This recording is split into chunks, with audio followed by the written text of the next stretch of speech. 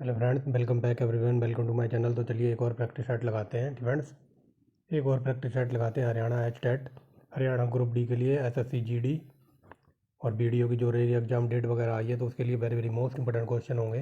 तो चलिए without wasting the time तो चलिए देखते हैं फ्रेंड्स। ये वन लाइनर के क्वेश्चन है, लगभग 320 क्वेश्चन है इसमें, वेरी वेरी मोस्ट इंपॉर्टेंट। और इसमें भी हम मिक्सचर देखेंगे फ्रेंड्स।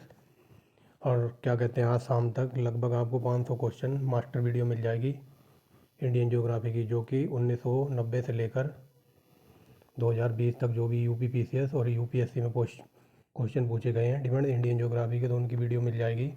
जो आने वाला यूपी पीसीएस का एग्ज़ाम है उसके लिए वेरी वेरी मोस्ट इंपॉर्टेंट होने वाली है, चाहे ग्रुप सीडी का एग्ज़ाम हो डिपेंड्स, चाहे वो एसएससी का, चाहे वो यूपी पीसीएस का। Indian geography very very most important question, 500 question provide कराऊंगा आज शाम तक डिपेंड्स। तो देखते रहिए और जुड़े रहिए जो आंसर के साथ। तो चलिए पहला क्वेश्चन देखिए, हड़प्पा रावी नदी के किनारे बसा हुआ है फ्रेंड्स। ज़्यादा डिफाइन करने की ज़रूरत है नहीं, बिल्कुल वन लाइनर है, एकदम बढ़िया क्वेश्चन और मोस्ट रिपीटेड है ये फ्रेंड्स। तो देखिए हड़प्पा फ्रेंड, हड़प्पा सभ्यता किस स्थान से स्नानागार मिला? तो ये बड़ा स्नानागार मिला मोहनजोदड़ो से। गोदीवाड़ा कह दे या फिर डैकयार्ड कह दे या फिर कह दे बंदरगाह, तो ये लोथल से मिला और ये लोथल गुजरात में पड़ता है। सिंधु सभ्यता, तो ये कहाँ से युग की सभ्यता थी? वेरी वेरी मोस्ट इंपॉर्टेंट, ये हर एक क्वेश्चन कहीं ना कहीं पूछा हुआ है फ्रेंड्स। अगर आवाज़ स्लो लगे तो 1.50 और 480 पिक्सल पे देखना। अगला देखिए, सिंधु सिंधु सभ्यता के निवासी किस धातु का प्रयोग करते थे? किस धातु से अपरिचित थे, मतलब इन्हें लोहे का ज्ञान नहीं था फ्रेंड्स। आगे चलिए, किस तल से फ्रेंड, किस तल से नर्तकी की कहाँ से मूर्ति प्राप्त हुई है? तो ये मिली है मोहनजोदड़ो से फ्रेंड। ये very very most important question है। ये क्वेश्चन पूछा जा रहा है कि कौन से स्थान से लड़की की नाचती हुई मूर्ति मिली है? तो ये मोहनजोदड़ो से मिली है। सिंधु सभ्यता की लिपि किस प्रकार की थी? तो ये थी चित्रात्मक। नेक्स्ट देखिए, सिंधु सभ्यता के लोग मातृ देवी और पशुपति की पूजा करते हैं। सबसे पुराना वेद ऋग्वेद है और सबसे नवीनतम वेद है अथर्ववेद। आगे देखिए, कौन सा ठिकाना, कौन सा वेद गद्य और पद्य दोनों में लिखा है? तो यह यजुर्वेद। कौन सा वेद गाय है ठिकाना? तो ये संगीत के बारे में जानकारी देता है, तो ये सोम वेद ठिकाना, इसको गाय वेद भी कहते हैं। नेक्स्ट देखिए, ऋग्वेद में कितने मंडल, सूक्त और मंत्र हैं? तो ये 10 मंडल हैं, 1028 सूक्त हैं और 10,600 मंत्र हैं इसमें। आगे देखिए, वैदिक काल में लड़ा गया प्रथम युद्ध था? तो ये था ठीक है। वैदिक काल में प्रथम युद्ध कौन सा था? ठीक है। ये क्वेश्चन ऐसे पूछने की कोशिश करा कि वैदिक काल में जो प्रथम युद्ध वगैरह लड़े जाते थे तो वो गाय के लिए लड़े जाते थे। ठीक है, ये गाय वगैरह के लिए बहुत सारे युद्ध वगैरह होते थे। आगे चलिए, वैदिक सभ्यता के निर्माता थे ये आर्य पंच। ठीक है, पंचम वेद किसको कहा जाता है? तो पुराणों को। और पुराणों की संख्या 18 है डिफेंस और उपनिषदों की संख्या 108 है। प्राचीनतम स्मृति है तो ये Manusmriti, very very most important. ये देख लीजिए, एक एक क्वेश्चन हज़ारों बार कहीं ना कहीं पूछा है डिफेंस, चाहे ग्रुप सीडी का एग्जाम हो चाहे हो यूपी पीसीएस का डिफेंस। आगे चलिए, नवीनतम स्मृति कौन सी है? तो देव स्मृति सबसे नवीनतम है। अष्टाध्याय के लेखक पाणिनि है। सत्यमेव जयते तुम मुंड को उपनिषद से लिया गया है। गायत्री मंत्र ऋग्वेद में मिलता है इसका संकलन डिफेंस। आगे चलिए, भारतीय दर्शनों की संख्या कितनी है? तो 6 दर्शन है। योग दर्शन के संपादक थे पतंजलि। अस्तोमा सदगमय, तमसोमा ज्योतिर्गमय, तो ये ऋग्वेद से लिया गया है डिफेंस। वेदों की संख्या 4 है। वैदिक काल में प्रमुख देवता इंद्र थे और ऋग्वेद में इंद्र का नाम आया 275 बार, याद रखना। विष्णु डिफेंस, विष्णु के किस अवतार का अभी जन्म नहीं हुआ है? तो यह है कल्कि। नेक्स्ट देखिए, किस प्रकार के विवाह में वधू का मूल्य लिया जाता था? तो ये असुर विवाह। नेक्स्ट देखिए, महावीर का जन्म, क्या बोल रहा हूँ, महात्मा बुद्ध का जन्म लुम्बिनी में हुआ था। बुद्ध की माता का नाम था महामाया, पिता का नाम था सुधोधन। बुद्ध तो ये शाक्य कुल के थे डिफेंस, याद रखना। बुद्ध की पत्नी का नाम था यशोधरा और पुत्र का नाम था राहुल। महात्मा बुद्ध को बोध गया में ज्ञान की प्राप्ति हुई थी फ्रेंड्स। ये भले ही आपको लग रहे हो सरल क्वेश्चन, लेकिन ये हज़ारों बार कहीं ना कहीं क्वेश्चन पूछे गए हैं फ्रेंड्स, तो याद रखना। जब बुद्ध अपने घर को छोड़कर मतलब गृह त्याग कर दिया था तो उस घटना को कहते हैं महाविस्मिनीकरण फ्रेंड्स, महाविस्मिनीकरण। और क्या अगर ये पूछ ले किस पर गृह त्याग का घर का घटना क्या कहलाता है? तो ये घोड़ा फ्रेंड्स, घोड़ा इसका वो था चिन्ह फ्रेंड्स, याद रखेंगे। अगर ये पूछ ले कि गृह त्यागने की का चिन्ह कौन सा है तो ये ऐसे याद रखना, घोड़े पर बैठ के गए थे। महात्मा बुद्ध ने अपना प्रथम उपदेश सारनाथ में दिया था। आम्रपाली कौन थी? तो बुद्ध की शिष्या, वह वैशाली की नगर बधू फ्रेंड्स। आगे चलिए, बुद्ध का उपदेश सुनकर 5 ब्राह्मणों द्वारा बौद्ध बनने की घटना, तो ये धर्म चक्र परिवर्तन कहलाता है। नेक्स्ट देखिए, बुद्ध ने सबसे ज़्यादा समय कहाँ पर व्यतीत किया था, तो ये किया था श्रावस्ती में। ठीक है। बुद्ध के समकालीन कौन थे, तो बिंबिसार, उदयन, प्रसेनजीत और प्रद्योत। बौद्ध संघ में प्रवेश करने वाली पहली महिला कौन थी, तो प्रजापति गौतमी, त्रिपिटक। ठीक है। ये question very very most important है, और ये हाल फिलहाल जो हरियाणा CET का एग्जाम हुआ है, ठीक है, ये उसमें पूछा हुआ था। ठीक है। तो ये CET का पूछा हुआ है क्वेश्चन, जो अभी हाल फिलहाल नवंबर के फर्स्ट वीक में एग्जाम हुआ है ना हरियाणा CET का, ये 6 तारीख को पूछा हुआ था। तो त्रिपिटक है, इसमें बौद्ध धर्म से संबंधित है। और त्रिपिटक क्या है, तो देखिए सुत्त पिटक, विनय पिटक और अभिधम्म पिटक मिलकर 3 पिटक बनाते हैं। ठीक है। और ये बौद्ध धर्म से संबंधित है। आगे देखिए, महात्मा बुद्ध का प्रमुख शिष्य था, तो ये आनंद उपाली। आगे चलिए, बुद्ध की मृत्यु कुशीनगर में हुई थी। बुद्ध की मृत्यु को महापरिनिर्वाण कहा जाता है। ठीक है। मैं डिफाइन इसलिए नहीं कर रहा हूँ क्योंकि एंसेंट हिस्ट्री पूरी एक के क्वेश्चन डिफाइन कर रखा है। ठीक है। तो आप वहाँ जाके देख सकते हैं, 16 पार्ट करा रखे हैं, और उन 16 पार्टों को जोड़कर एक मास्टर वीडियो भी मिल जाएगी। आगे चलिए, 4 आर्य सत्य अष्टांगिक मार्ग किस धर्म से संबंधित है, तो बौद्ध से। पंच महाचिन्ह। ठीक है। पंच महाचिन्ह किसका है, तो ये सांड, कमल, बोधि वृक्ष, घोड़ा और सतूर। ठीक है। और ये पूछ ले किससे संबंधित है, तो ये है बौद्ध धर्म से। ठीक है। मैंने कहा था ना, बौद्ध जब घर छोड़ा था तो ऐसे याद रखना, घोड़े पर बैठ के गए थे, और बौद्ध की मृत्यु पर स्तूप बनवा दिया गया था। ठीक है। और बौद्ध को जहाँ ज्ञान की प्राप्ति हुई थी, तो उसको कहते हैं बोधि वृक्ष, और क्या कहते हैं, ये सांड वगैरह। ठीक है। तो इनको देख लेना, अभी ये याद नहीं आ रहा है। आगे चलते हैं। ठीक है।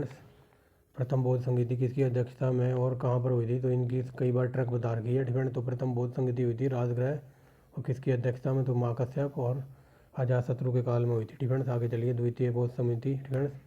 तो द्वितीय हुई थी वैशाली में, और सब्बा कौमी की अध्यक्षता में हुई थी। आगे चलिए, तृतीय बौद्ध संगीति कहाँ हुई थी, तो ये हुई थी पाटलिपुत्र में और भोगलीपुत्र में हुई थी, और अशोक ने इसकी अध्यक्षता की थी। ठीक है।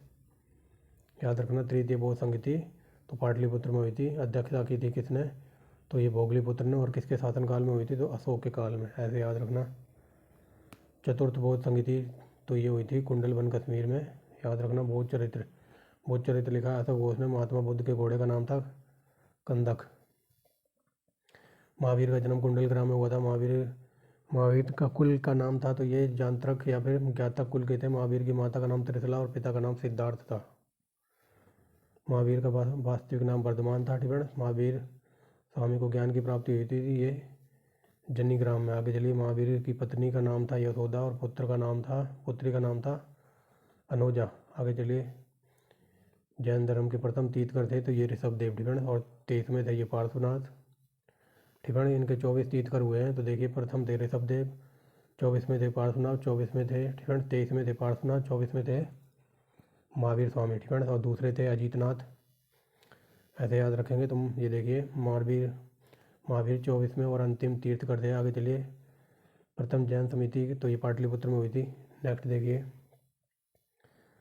प्रथम जैन समिति किसकी अध्यक्षता में हुई, तो ये स्थूलभद्र की, और किसके काल में, तो चंद्रगुप्त मौर्य के काल में हुई थी। द्वितीय जैन समिति तो ये वल्लभी गुजरात में हुई थी। जैन, आगे देखिए, बुद्ध की शाखाएं कौन कौन सी हैं, तो ये है हीनयान, महायान, वज्रयान। जैन धर्म में धर्म ग्रंथ क्या है, तो अंग, उपांग और परिकरण। ठीक है। जैन धर्म का धर्म ग्रंथ क्या है, तो ये अंग, उपांग और परिकरणक। आगे चलिए, साम्यवाद संशयवाद किस धर्म से संबंधित है, ये जैन धर्म से। Very very most important. Next देखिए, जैन धर्म की प्रमुख शाखाएं तो श्वेतांबर और दिगंबर। नेक्स्ट देखिए, मगध के शासन करने वाला प्रथम शासक था, तो ये हर्यक था। ठीक है। मगध पर शासन करने वाला प्रथम शासक था, तो ये हर्यक था। ठीक है। याद रखेंगे, हर्यक वंश का था। नंद वंश का संस्थापक ये महापद्मानंद था। Very very most important. Bharat पर आक्रमण करने वाला प्रथम यूरोपियन था, तो ये सिकंदर मकदूनिया का शासक था, और ये भारत में आया था 326 ईसा पूर्व। आगे देखिए, सिकंदर ने हाइडेस्पीस के युद्ध में किसको हराया था, तो राजा पोरस को। सिकंदर के घोड़े का नाम था बुकाफेला। ठीक है। सिकंदर का गुरु था अरस्तु। मौर्य वंश का संस्थापक था चंद्रगुप्त मौर्य। आगे देखिए, अर्थशास्त्र के लेखक कौटिल्य, इंडिका मैगजीन ने लिखी है। सांची का स्तूप अशोक ने बनवाया था। नेक्स्ट देखिए, मैगजीन किसके राजदूत के रूप में चंद्रगुप्त मौर्य के दरबार में आया था, तो ये सेल्यूकस ने भेजा था। मुद्रा राक्षस विशाख दत्त की हज़ारों बार पूछी है फ्रेंड्स। ये देख लो, ये 320 क्वेश्चन है और ये कहीं ना कहीं, चाहे ग्रुप सीडी का एग्जाम हो चाहे वो यूपी पीसीएस का, ये कहीं ना कहीं जरूर क्वेश्चन पूछे गए हैं। अशोक ने अपने पुत्र महेंद्र और पुत्री संघमित्रा को श्रीलंका भेजा था बौद्ध धर्म का प्रचार करने के लिए। नेक्स्ट देखिए, कौन सा मौर्य सम्राट जैन धर्म ग्रहण करने, कौन सा मौर्य सम्राट जैन धर्म ग्रहण करके श्रवण बेलगोला चला गया? तो ये था चंद्रगुप्त मौर्य, और यहीं पे इनकी मृत्यु हो गई थी। अंतिम मौर्य सम्राट था तो ये बृहदत्त। महाभारत लेखक थे पतंजलि के, पतंजलि किसके दरबार में थे? तो पीयूष मित्र। नेक्स्ट देखिए, कनिष्क किसके शासन, कनिष्क किस वंश का था? तो ये कुशांग वंश का था। आगे चलिए, कनिष्क की राजधानी पुरुषपुर पेशावर थी फ्रेंड्स। और कई बार ये पूछ लेता पेशावर का पुराना नाम, तो पुरुषपुर। चरक, नागार्जुन, असफ घोष, तो ये सब कनिष्क के दरबार में थे friend. Very very most important है ये, कई बार पूछा ये नागार्जुन किसके दरबार में? कनिष्क के। चरक, असफ घोष, तो ये सब कनिष्क के दरबार में थे। पुरुषपुर के चैत्य का निर्माण करवाया था कनिष्क ने। रेशम मार्ग का संस्थापक था ये कनिष्क। ठीक है, ये हाल फिलहाल जब 2-3 दिन पहले मैंने क्वेश्चन कराया है ना, तो मैंने बताया था ना ये कनिष्क का राज दरबार था। तो इसमें ये कनिष्क, इसके राजपाट से बीच से रास्ता जाता था रेशम मार्ग का। ठीक है, तो ये हाई टैक्स पे करता था इस रेशम मार्ग पर। आगे देखिए, शक संवत की शुरुआत 78 ईस्वी में हुई थी। आगे देखिए, मगध पर शासन करने वाला प्रथम ऐतिहासिक राजवंश था तो ये हर्यक वंश। नेक्स्ट देखिए, किस राजवंश को पितृहंता यंश के रूप में जाना जाता था? हर्यक वंश। आगे चलिए, किस पर्वतीय दर्रे से होकर भारतीय तीर्थयात्री मानसरोवर झील और कैलाश पर्वतीय घाटी के दर्शन करते हैं? तो लीपू लेक दर्रा। फ्रेंड्स। नेक्स्ट देखिए, तिब्बत मानसरोवर झील के पास किस नदी का उद्गम होता है? तो यह है सिंधु, सतलज और ब्रह्मपुत्र। फ्रेंड्स, तो ये तीनों नदियाँ तिब्बत के मानसरोवर झील के पास से निकलती हैं। फ्रेंड्स, आगे चलिए, मैंने कहा ना इसमें मिक्स है। फ्रेंड्स, हिस्ट्री वगैरह भी है, जियोग्राफी, साइंस वगैरह सब कुछ है, तो लास्ट तक बने रहना। आगे चलिए, कुल अक्षांशों की संख्या 180 है। विश्व का सबसे बड़ा नदी द्वीप है तो माजुली, तो ये ब्रह्मपुत्र नदी द्वारा बनाया जाता है। कहाँ पर? असम में। ठीक है, असम।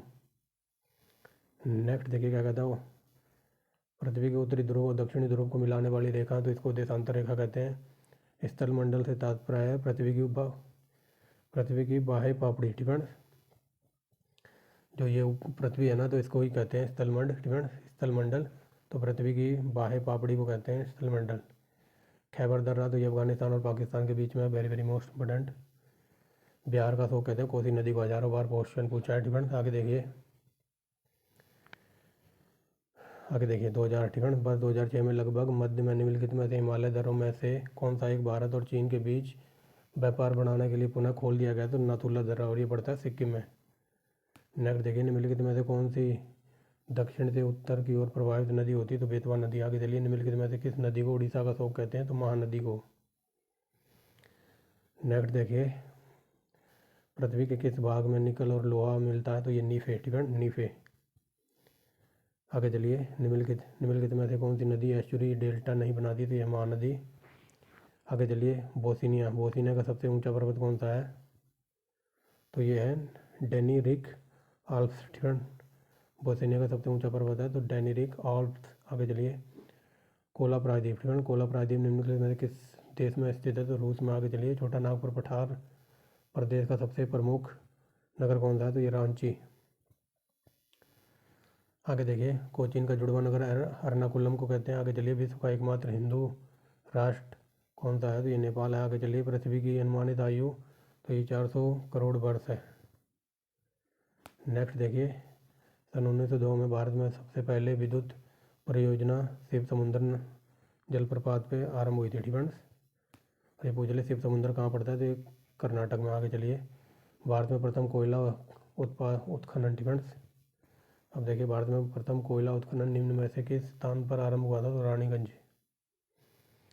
नेक्स्ट देखिए, क्या कहता है, निम्न में से किसकी वृद्धि देश में सबसे तीव्र गति से हो रही है? तो ये महिला साक्षरता। ठीक है, महिला पढ़ी लिखी बढ़ती जा रही है। आगे चलिए, निर्माण की दृष्टि से कौन सी चट्टान सबसे पुरानी है? तो आग्नेय चट्टान। आगे देखिए, निम्न में से कौन महाराष्ट्र में स्थित नहीं है? तो ये अमरनाथ की गुफा। ठीक है, ये जम्मू कश्मीर वगैरह में है।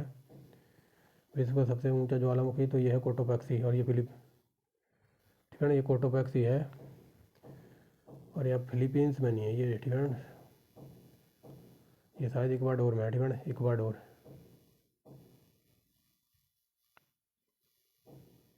ठीक है, ये फिलीपींस में नहीं है, इक्वाडोर में है, ठीक है। आगे याद रखेंगे।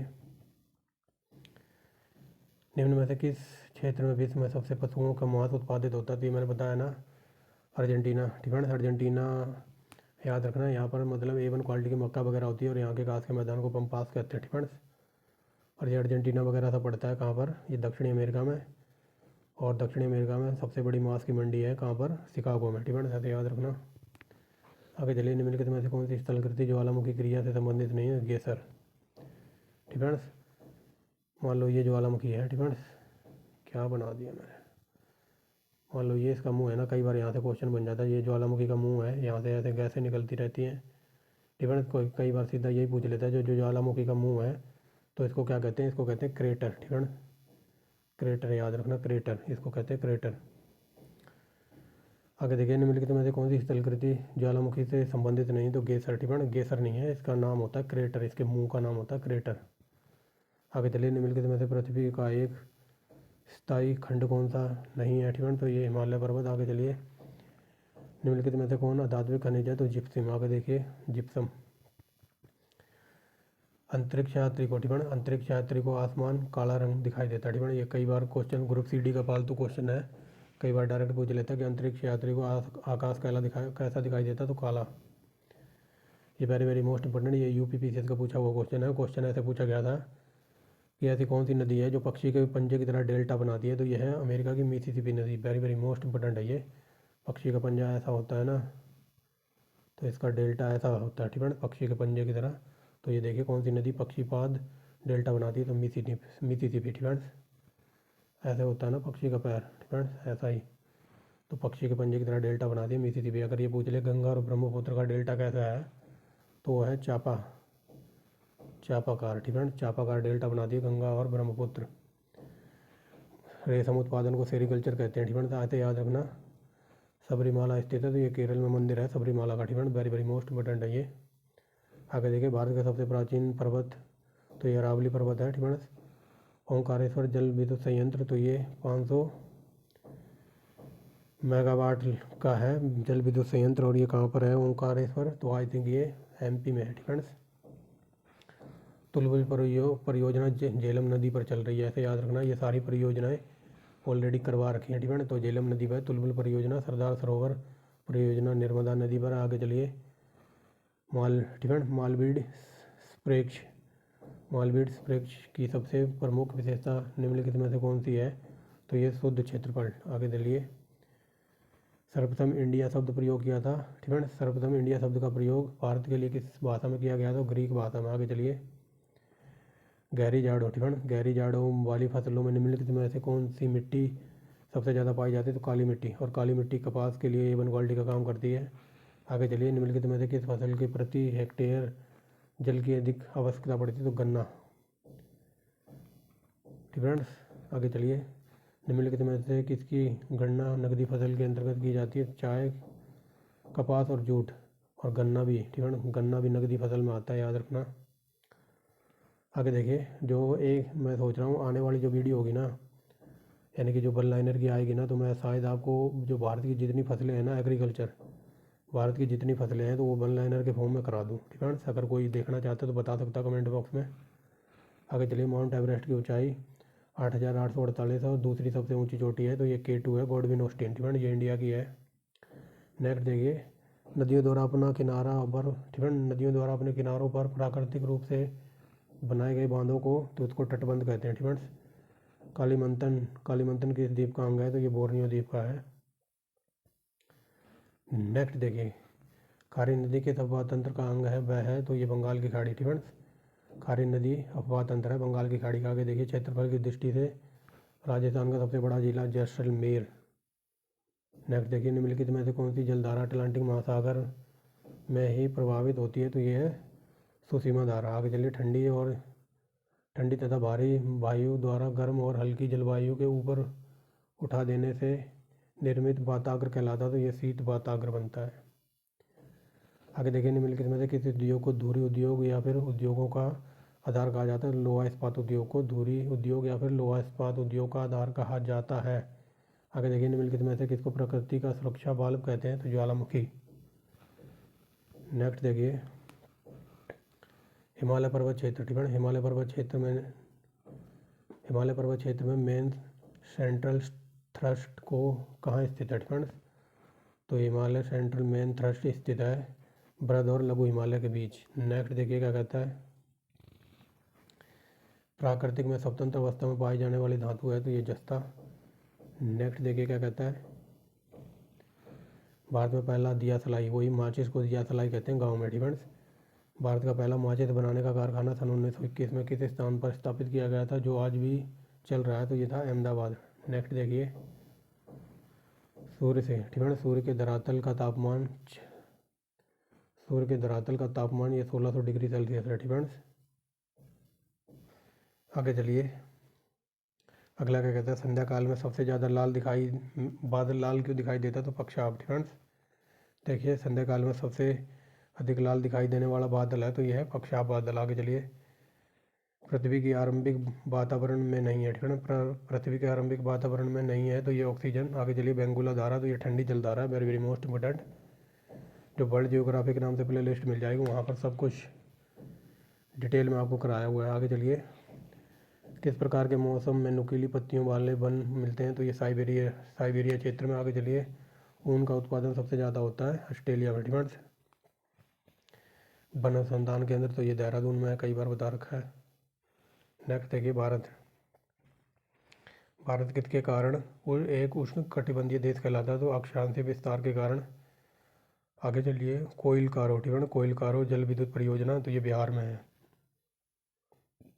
नेक्स्ट देखिए, भूमध्य रेखा के अतिरिक्त कौन सी अक्षांश रेखा पृथ्वी को 2 बराबर भागों में बांटती है? तो बताइए। तो चलिए फ्रेंड्स, इस क्वेश्चन को हटा दीजिए, क्वेश्चन गलत टाइप हो गया। ठीक है, क्योंकि मान लो पृथ्वी ये है। ठीक है, तो पृथ्वी के बीच से एक ही, तो ये भूमध्य रेखा जाएगी। ठीक है, भूमध्य रेखा जाएगी, तो इसके अतिरिक्त तो कोई लाइन नहीं है ना, या फिर भूमध्य रेखा कह लो या फिर 0 डिग्री कह लो।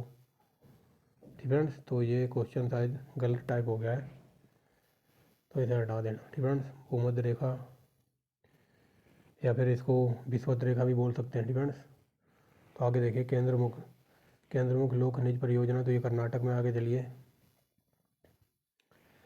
भारत में तेल खनिज का भंडार मुख्यतः किन चट्टानों में पाया जाता है? तो ये पाए जाते हैं अपसादी परतदार चट्टानों में। आगे देखिए, भारत की जलवायु सबसे महत्वपूर्ण विशेषता क्या है? तो ये पवनों के विपरीत सब प्रवाह। ठीक है, आगे चलिए, तमिलनाडु और आंध्र प्रदेश, तो ये कोरोमंडल तट के नाम है। ठीक है, तमिलनाडु आंध्र प्रदेश के तट का नाम क्या है? तो ये कोरोमंडल। आगे चलिए, छोटा नागपुर पठार किस संसाधन में श्रेष्ठ है? तो ये खनिज पदार्थ सबसे ज़्यादा मिलते हैं यहाँ पर छोटा नागपुर के पठार में। इसी वजह से इसको कहा जाता है भारत का रूर। कोपली किसकी सहायक नदी है? तो ब्रह्मपुत्र की। आगे देखिए, भारत में मुख्यतः कृषि पदार्थ आयात मद होता है, तो ये खाने योग्य तेल। ठीक है, जो ये सरसों का तेल होता है, तो ये हम मंगाते हैं कहाँ से? मलेशिया, सिंगापुर वगैरह से। ठीक है, ये देखिए, भारत में किस मुख्य कृषि पदार्थ का आयात होता है, यानी कि हमारे देश में कौन मंगाता है? ठीक है, तो ये गवर्नमेंट मंगाती है, तेल। आगे देखिए, नेवल एयर स्टेशन गरुड़ कहाँ पर है? तो ये कोच्चि में है। आगे चलिए, दक्षिण विद्युत लगातार सूर्य का प्रकाश प्राप्त करता है, तो ये शरद आयतन के कारण। आगे चलिए, ओजोन परत, तो ये समताप मंडल में पाई जाती है। ठीक है, सब दिखाई दे रहा होगा। आगे देखिए, वायुमंडल में दैनिक मौसम परिवर्तन निम्नलिखित में से किस कारण होता है? तो सौममंडल। आगे चलिए, वायुमंडल में सबसे अधिक गैस कौन सी है? तो ये नाइट्रोजन 78%। निम्नलिखित में से कौन सा उच्च मेघ है? तो ये पक्षाप मेघ। ठीक है, पक्षाप मेघ। आगे देखिए, निम्नलिखित में से कौन वर्षण का प्रकार नहीं है? तो ये कोहरा। ठीक है, जो धुंध वगैरह होती है, कोहरा बोलते हैं उसको। ठीक है, आगे चलिए, समुद्र के तट के सहारे कोयले का निर्माण का कारण क्या है? तो ये अभिवहन। आगे चलिए, दक्षिण भारत में प्रवाहित होने वाली किस नदी का थाला सबसे बड़ा है? ठीक है, तो ये गोदावरी सबसे लंबी नदी है, ऐसे याद रख लेना। इसकी लंबाई पूछ ले तो 1465, और ये HCS 2022 का जो एग्ज़ाम हुआ है वहाँ पर पूछी थी। आगे देखिए, संघ गहनता की दृष्टि से भारत का सबसे बड़ा समृद्ध राज्य कौन सा है? तो पंजाब। नेक्स्ट देखिए, विश्व के संपूर्ण धरातलीय क्षेत्र का कितना प्रतिशत भाग कृषि योग्य है? तो 11। आगे चलिए, निम्नलिखित में से किसने सबसे पहले यह कहा था कि पृथ्वी गोल है? तो अरस्तु। नदियों में जल प्रदूषण नापा जाता है तो नदियों में घुली ऑक्सीजन के द्वारा। आगे चलिए, अलबत्ती, ठीक है, क्या हो रहा है ये? अलमाटी बांध, तो ये कृष्णा नदी के ऊपर है। रेड रिवर डेल्टा किस नगर में स्थित है? तो ये हनोई। आगे चलिए, माकासार, ठीक है, नेक्स्ट देखिए, ठीक है, और ये हनोई वियतनाम की राजधानी है, इसको याद रखना।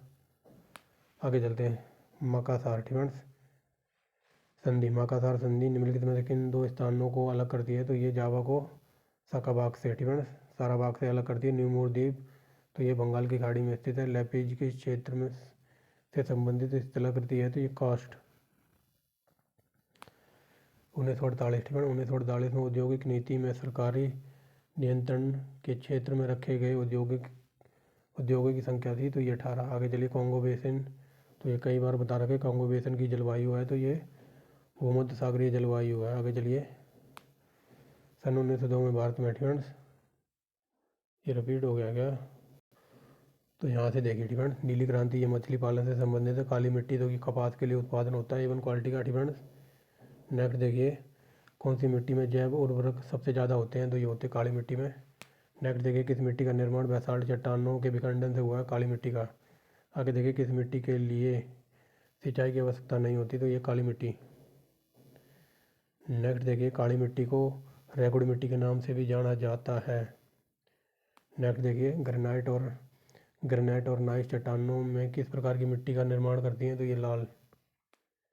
आगे देखिए, किस मिट्टी में लोहे और एल्यूमिनियम की ग्रंथियाँ पाई जाती हैं? तो लेटराइट मिट्टी में, ठीक है। जो हमारी 5000 क्वेश्चनों की सीरीज चलने वाली है ज्योग्राफी के, स्टूडेंट्स, तो आज 500 क्वेश्चन आपको लगभग मिल जाएंगे और उसमें हम चैप्टर वाइज चलेंगे, एकदम सीक्वेंस में, ठीक है, चैप्टर वाइज एकदम डिटेल में। वहाँ पर ये सब मिट्टियाँ, नदियाँ, पर्वत, नाले वगैरह सब कुछ देखेंगे डिटेल में, ठीक है। और 1990 से लेकर जो 2020 तक UP PCS हो, चाहे स्टेट PCS हो या फिर हो UPSC, जितने भी क्वेश्चन पूछ रखे हैं ज्योग्राफी के वो सब मिल जाएंगे आपको आज शाम को।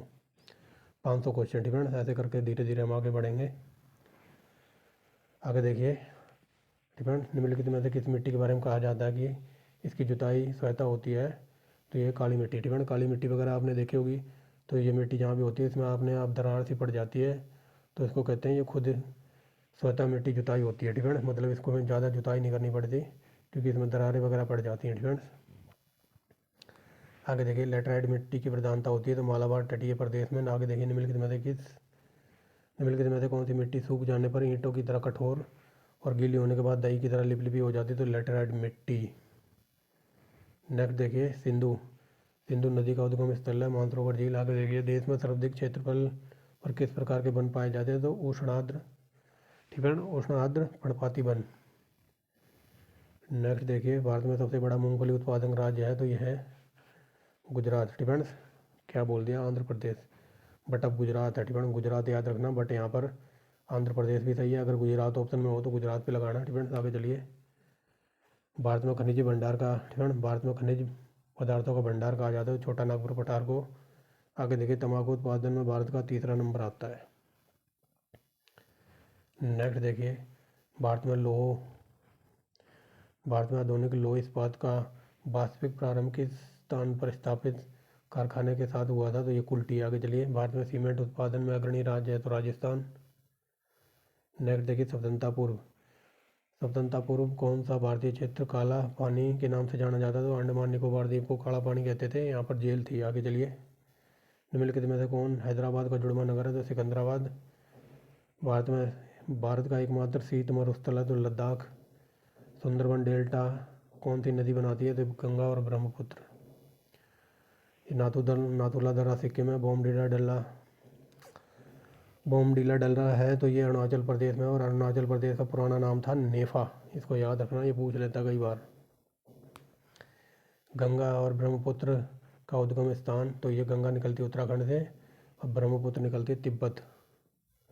आगे देखिए, निम्नलिखित नदियों में से किसका उद्गम स्थान भारत क्षेत्र में नहीं है? तो ब्रह्मपुत्र, ठीक है ना। ये ब्रह्मपुत्र निकलती है कहाँ से? तिब्बत से। जोजिला दर्रा तो ये जोजिला दर्रा जम्मू कश्मीर में तिब्बत में बहने वाली सांगपो नदी निम्नलिखित से होकर भारत में प्रवेश करती है तो अरुणाचल प्रदेश से।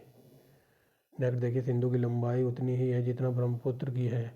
यह लंबाई कितनी है? तो सिंधु और ब्रह्मपुत्र की लंबाई 2900 किलोमीटर है। आगे चलिए, निम्नलिखित में से कौन सा दर्रा हिमाचल प्रदेश में नहीं है? तो जलेपला, ये है सिक्किम का। बुर्जिल दर्रा तो ये है बुर्जिल, और जोजिला दर्रा जम्मू कश्मीर का है। आगे देखिए, कौन सी नदी अपना मार्ग बदलने के लिए जानी जाती है? तो कोसी नदी, और इसको बिहार का शोक कहते हैं। आगे चलिए, भारत का प्रमाणित समय तो ये इलाहाबाद से गुजरता है। ठीक है ना, भारत का प्रमाणित समय 82.5 डिग्री की जो लाइन है तो वो इलाहाबाद से गुजरती है। इलाहाबाद ऑप्शन में ना हो तो मिर्ज़ापुर पर लगाएंगे। आगे चलिए, वैकल्पिक रेखा जो पृथ्वी को दो भागों में बांटती है तो उसको भूमध्य रेखा कहते हैं। आगे चलिए, बे दो प्रमुख नदियाँ कौन सी हैं जो अमरकंटक के पठार से निकलती हैं परंतु अलग अलग दिशाओं में बहती हैं? तो ये है नर्मदा और सोन। आगे चलिए, 10वां क्वेश्चन देखिए, दो देशांतरों के बीच की दूरी निम्न में से किस स्थानों पर होती है? तो ये है 1 सेकेंड। तो चलिए फ्रेंड्स, ब्रेक के बाद स्वागत है। यहाँ पर थे नाम, दो स्थानों के बीच की दूरी किस नाम से जानी जाती है? तो ये गोरे। नेक्स्ट देखिए, निम्नलिखित में से कौन सी नदी एक विनाशक नदी कहलाती है? ये बिहार का कोस कहते हैं इसको। ठीक है, बिहार का शोक कहते हैं कोसी नदी को, विनाशक नदी के नाम से भी जाना जाता है इसको। आगे चलिए, गेहूँ की खेती के लिए निम्नलिखित में से कौन सा पारिस्थितिकी समुदाय आवश्यक है? तो ये मध्यम तापमान और मध्यम वर्षा। आगे चलिए, भारत में ग्रीनविच है तो ये 5.5 घंटे आ गया ग्रीनविच के टाइम से अपने देश का टाइम। आगे देखिए, निम्नलिखित में से किस स्थान पर प्रमाणिक समय और स्थानीय समय लगभग एक समान है? तो ये इलाहाबाद में पड़ता है, नई नीति पर। आगे चलिए, निम्नलिखित में से कौन बंगाल का शोक कहते हैं? तो दामोदर नदी को। तवा नदी किसकी सहायक नदी है? तो ये है नर्मदा की। आगे चलिए, यू आकार की घाटियाँ का विकास किस प्रकार के क्षेत्र में होता है? तो हिमालयी क्षेत्रों में। जापान को पहले निप्पन के नाम से जानते थे, ये कई बार बता दिया है। आगे चलिए, विश्व प्रसिद्ध उलंग किस्म। ठीक है, विश्व प्रसिद्ध उलंग किस्म चाय निम्न में से किस देश में पैदा की जाती है? तो यह है ताइवान की चाय। आगे चलिए, सर्वप्रथम पृथ्वी की त्रिज्या नापने वाला विद्वान था? तो ये एरिस्टोथनीज। नेक्स्ट देखिए, विश्व बैंक एटलस के अनुसार निम्नलिखित में से किस देश की जनसंख्या औसत आयु सबसे कम है? तो यह है गिनी बिसाऊ। बादलों के फटने का तात्पर्य कारण क्या है? तो तड़ित झंझा के साथ साथ तीव्र मूसलाधार वर्षा और असमान्य दशा। डिफेंड, ये मकराना प्रसिद्ध है संगमरमर के लिए, ऐसे याद रखना। किसे डिफेंड निम्न में से किसे पर्वतों का पालना कहा जाता है? तो ये बोसनियों को। डिफेंड, आगे चलिए, अगला क्वेश्चन देखिए, निम्नलिखित में से कौन सा ज्वालामुखी पर्वत का उदाहरण नहीं है? तो माउंट ब्लैक। आगे चलिए, आदम का पुल निम्नलिखित में से किन दो देशों के बीच है? ये भारत और श्रीलंका। आगे देखिए, निम्नलिखित में से भारतीय राज्यों में से किस एक का कुल वन क्षेत्र न्यूनतम है? तो हरियाणा में सबसे कम वन है। नेक्स्ट देखिए, वर्ष 2000 और 2001 में भारत द्वारा आयात की गई निम्न वस्तुओं में से रुपया का नामांकन कौन से शीर्ष था? तो ये मोती और कीमती पत्थर। डिफेंस यहाँ पर ये पूछा जा रहा है कि भारत ने 2000 और 2001 के दौरान आयात की गई निम्न वस्तुओं में से रुपये के नामांकन में कौन सा शीर्ष थी? तो ये मोती और पत्थर सबसे ज़्यादा मंगाए जाते थे। आगे चलिए, विश्व में वन क्षेत्र में किस एक के फैलाव की प्रतिशत सबसे अधिक है? तो शंकुधारी वन सबसे ज़्यादा है। डिफेंड, आगे चलिए, विश्व की सबसे ऊंची या फिर ऊंचाई पर स्थित दूरबीन वेधशाला कहाँ पर है? तो ये भारत में है। नेक्स्ट देखिए क्या कहता है। ठीक है, भारत में पहली रेल चली थी 1853 में, नागार्जुन सागर परियोजना। तो ये आंध्र प्रदेश में। आगे चलिए, गेहूँ उत्पादन में उत्तर प्रदेश नंबर 1 पे है।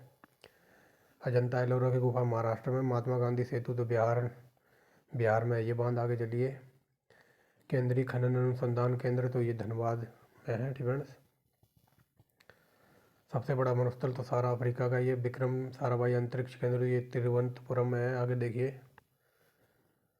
भारत में जनजातियों का निर्धारण के आधार पर किया जाता है तो संस्कृति विशेषीकरण और विभिन्न आवास के द्वारा। डिफेंस, आगे देखिए, लास्ट क्वेश्चन है आज का, राजस्थान नहर कहाँ से निकलती है? तो सतलुज नदी से। डिफेंस, तो ये थी आज की वीडियो ठीक फ्रेंड्स। तो कंटेंट पसंद आए तो आप एक लाइक करेंगे ठीक फ्रेंड्स, सब्सक्राइब कर सकते हैं चैनल को। और आज शाम तक आपको 500 क्वेश्चनों की वीडियो मिल जाएगी, मास्टर वीडियो इंडियन ज्योग्राफी की ठीक फ्रेंड्स। और कल है संडे ठीक फ्रेंड्स, तो कल मॉर्निंग में आपको हरियाणा जीके का A1 क्वालिटी का टेस्ट मिल जाएगा, लगभग 400 क्वेश्चन है ठीक फ्रेंड्स। तो आप देख सकते हो वहाँ जाके कल मॉर्निंग में ठीक फ्रेंड्स, क्योंकि अपने पास A1 क्वालिटी का डाटा है हरियाणा जीके के, जो मैंने लगभग 1600 क्वेश्चन कराए थे, वहाँ से कई क्वेश्चन सीधे फैक्ट के रूप में CET वगैरह में पूछे गए। तो जुड़े रहिए चौहान सर के साथ ठीक फ्रेंड्स। और ये 1 लाइनर के क्वेश्चन है, चाहे वो हरियाणा ग्रुप डी का एग्जाम हो, चाहे HTET का हो, चाहे वो SSC GD या फिर वो BDO का एग्जाम ठीक फ्रेंड्स। तो very very most important question है। तो thanks for watching the video and wait for next video.